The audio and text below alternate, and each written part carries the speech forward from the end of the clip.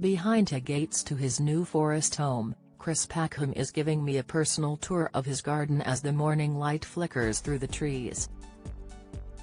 It's in this little, almost magical, corner of England that the Springwatch star appears at his most relaxed, as his miniature poodles Sid and Nancy trace his every step. But as he points out the various birds, wildlife and fauna, you occasionally see something far less in keeping with the natural world.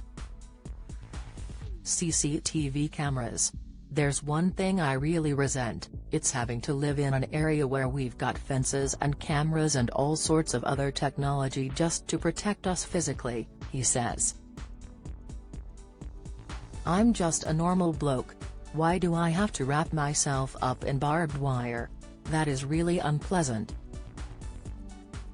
Honesty is never in short supply when speaking to Chris, even if his outspoken views and campaigning has led to an abundance of security measures.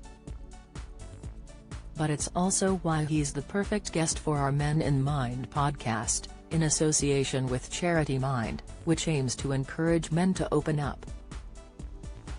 Mind's research shows 1 in 5 people have spoken to a loved one about their own mental health as a result of hearing a celebrity talk about theirs.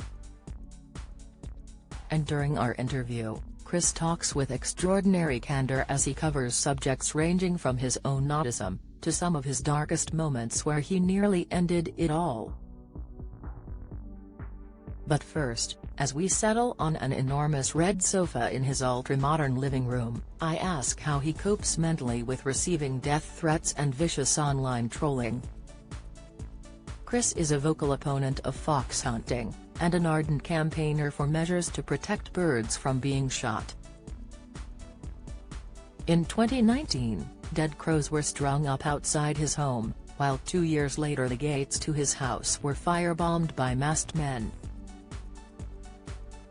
Chris says he can cope with the trolling, and even reads the comments all the time, despite the protestations of his partner Charlotte. She has started to say recently, "You really ought not to read it, because it's so ramped up," he says. "It's getting worse literally every day. But it doesn't impinge on me at all. If anything, I would say sometimes it perversely encourages me to try harder." He is understandably more worried by physical threats, and is shocked by orchestrated campaigns of hatred. But even then he takes an unusual approach to how he processes the threats to his safety. "When the gates were blown up, I made a table from their burned remains," he says. "The texture of the wood after the fire was beautifully iridescent and crinkled, and I've had it set in resin. I'm going to auction it to raise money, which I'll give to a charity in direct opposition to the people who are most likely to have blown up the gates." Still, I ask whether he's ever considered walking away from it all. "It's not an option," he says. "I have a relatively small voice compared to some, but at least I'm using it." Interestingly, he says that his autism spurs him on. "One of the traits that seems to be relatively common in my form of autism is that we have an aggravated sense of injustice. We don't like people getting away with things. We have a very defined sense of what is right and wrong."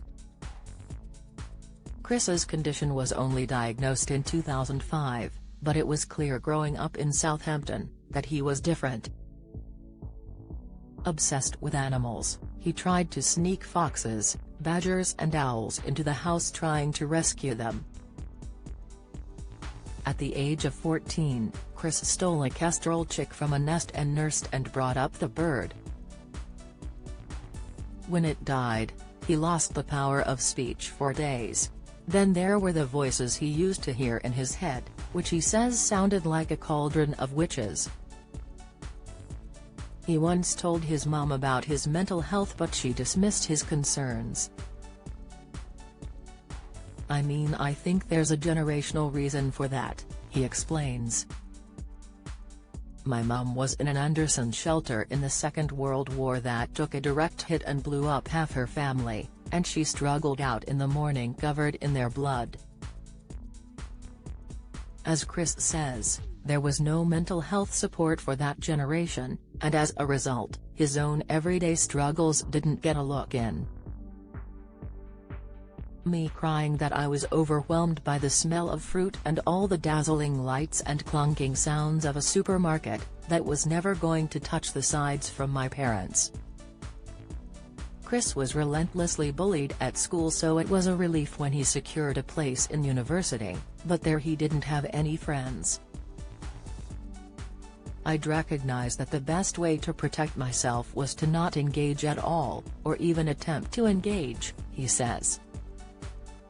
As he got older, he continued to seek solace in the company of animals, in particular dogs.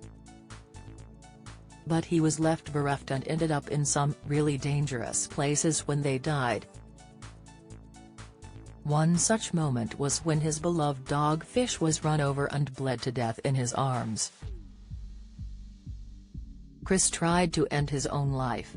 I was suicidal, but I didn't have enough pills. That's what it came down to, he admits.